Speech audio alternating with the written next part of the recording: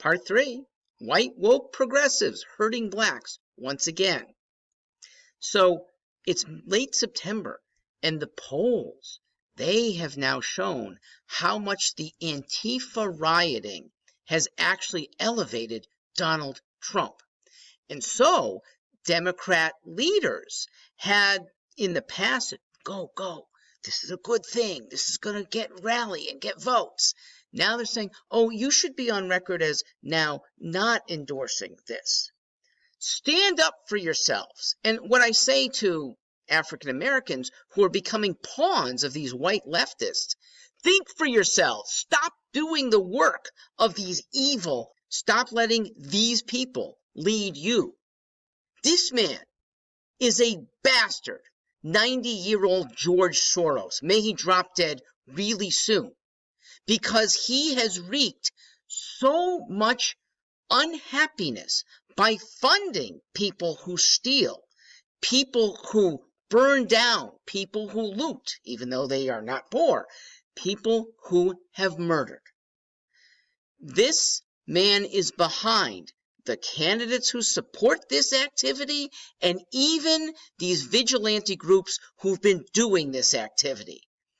Why don't they care about Trump getting elected? Because this has almost certainly helped him. It's because they care more about tearing down America.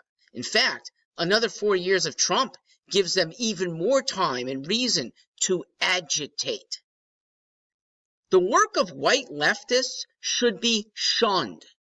The work of Martin Luther King, who worked with establishment whites to better the lot of dispossessed blacks, should be emulated. BLM does not have an MLK right now.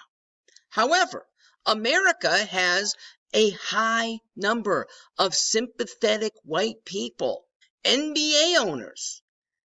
Do people realize they pay their black players more than they earn themselves? Do people realize that the majority of people who attend NBA games are white?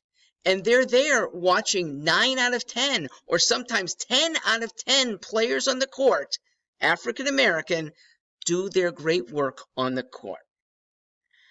Let's expand. Let's go to academia. Well, unfortunately, it's hard to expand in academia because conservatives in academia have been so squelched. But at the one liberal arts university that lets conservative professors thrive, that's George Mason in Virginia, the professors that get the largest crowds of listeners are African Americans. Go even further. Hey, woke people, do you realize that for nearly 20 uninterrupted years, the most admired Americans, according to white people mixed in, but majority white in these surveys, were black? Okay, that's Colin Powell, Michael Jordan, Tiger Woods, Barack Obama. That one of those four was actually elected twice to be president by a majority of whites. But they still think this is a highly racist nation. Please look at what this still white-dominated society, that's an admission, how it uplifts America and Americans of darker skin color. We are the least racist nation in the world. Ask almost any world traveler, and they will tell you this. We are welcoming of good immigrants. Now, the man in the White House doesn't represent the general attitude of white Americans. We are a hand up to people who are down on their luck. And it's white Americans who sacrifice our kids' places in college for African Americans to ascend. And a college degree is the greatest equalizer probably known to man. It is the greatest lifter from poor to middle class. And it is largely whites who uphold the affirmative action policies that college has adopted in the last 45, 50 years. Fair enough to make a better society, according to almost every white academic. America is also a very religious place. I think it's still number 2 among first world countries. And with religion, it's a big hand up, a better hand than government programs ever give. But the woke leftists, they don't want to see religiosity ascend. They are anti-religious. Remember, Marx? Religion is the opium of the people. The leftists find competition in churches.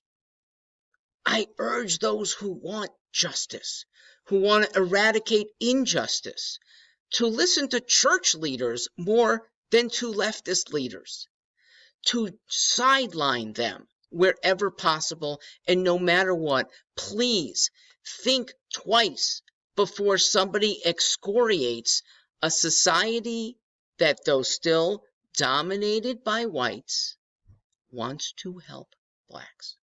The white woke progressives don't. May God damn them. They use blacks. I would love to see more African American men of the cloth in the secular realm to talk truth about how devotion to one another, irrespective of these bad leaders, gets you further. I have asked pastors, and I hope they'll take me up on this, to be running in the next round for mayoral offices and congressional offices and state legislative seats. You will make a huge difference. When African Americans will coalesce around devout candidates like you, they will be happier. You will have changed the world.